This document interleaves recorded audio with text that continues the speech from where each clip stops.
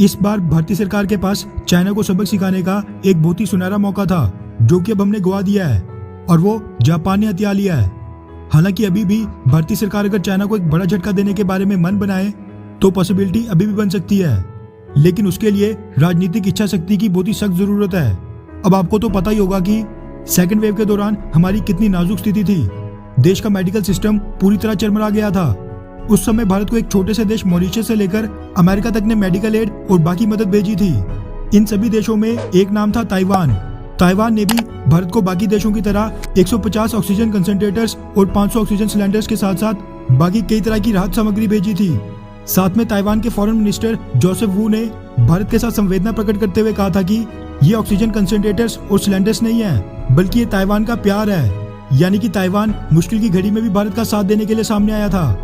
मगर आज की डेट में ताइवान, जिसने इनिशियल स्टेजेस में कोरोना वायरस पर सफलतापूर्वक जीत हासिल कर ली थी, वो अब धीरे धीरे खुद इसकी चपेट में फंसते जा रहा है। वहां पर कुछ एयरलाइन पायलट्स और क्रू मेंबर्स की वजह से फैले कोरोना वायरस के कारण पिछले कुछ हफ्तों के अंदर अंदर 10,000 से ज्यादा केसेस सामने आ गए हैं और 166 से ज्यादा मौतें हो चुकी हैं।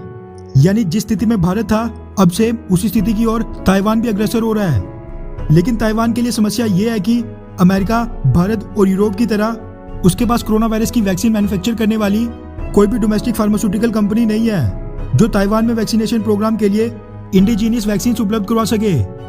इसलिए ताइवान को भी बाकी कई देशों की तरह अपने वैक्सीनेशन प्रोग्राम में बहुत ही ज्यादा दिक्कतों का सामना करना पड़ रहा है, और वो कोविड-19 की वैक्सीन के लिए बाहरी देशों पर निर्भर है। अब क्योंकि चाइना ताइवान को अपना हिस्सा बताता है और उसको मान्यता नहीं देता है, इसलिए दुनिया भर की बड़ी बड़ी फार्मास्यूटिकल कंपनियां और बड़े बड़े देश ताइवान को मदद का ऑफर नहीं दे पा रहे हैं।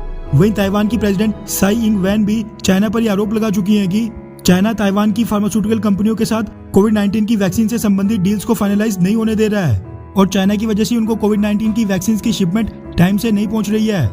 वहीं चाइना का कहना है कि क्योंकि ताइवान उसी का हिस्सा है, वो अपनी चाइनीज वैक्सीन ताइवान को सप्लाई करने के लिए पूरी तरह तैयार है।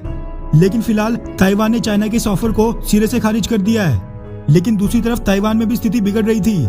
ऐसे में ताइवान को भी वैक्सीन की बहुत ही ज्यादा जरूरत थी, ताकि वो कम से कम हाई रिस्क वाले लोगों को तो वैक्सीनेट कर पाए। और ताइवान की ये मदद करने के लिए दुनिया का सबसे बड़ा वैक्सीन मैन्युफैक्चरर भारत नहीं, जापान सामने आया है।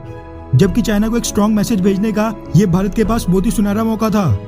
रिपोर्ट्स के मुताबिक जापान ने पिछले कल ऐलान किया है कि वो ताइवान को एस्ट्राजेनेका वैक्सीन के 1.24 मिलियन यानी 12,40,000 डोजेस सप्लाई करेगा।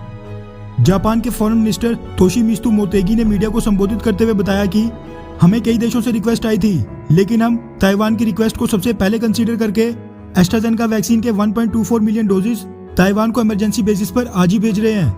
वैसे देखा जाए तो भारतीय सरकार के लिए भी ये आसान नहीं था। वैसे देखा जाए तो भारतीय सरकार के लिए भी ये असमंजस की स्थिति थी, क्योंकि हमारे यहाँ भी सेकंड वेव ने क्या कहर बरपाया है वो तो हम सबको ही पता है।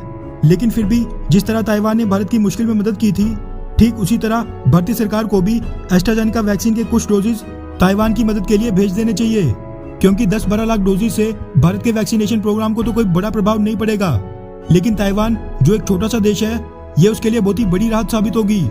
खैर, इस बारे में आपकी क्या राय है? क्या आज के समय भारत को ताइवान को एस्ट्राजेनेका वैक्सीन के कुछ डोजेस भेज देने चाहिए, हाँ या फिर नहीं? नीचे कमेंट करके अपनी राय जरूर बताएं। अच्छा सुनो, चैनल को सब्सक्राइब करो, उसके बाद घंटी बजा देना ताकि अगली वीडियो आपसे मिस ना हो पाए। Thank you.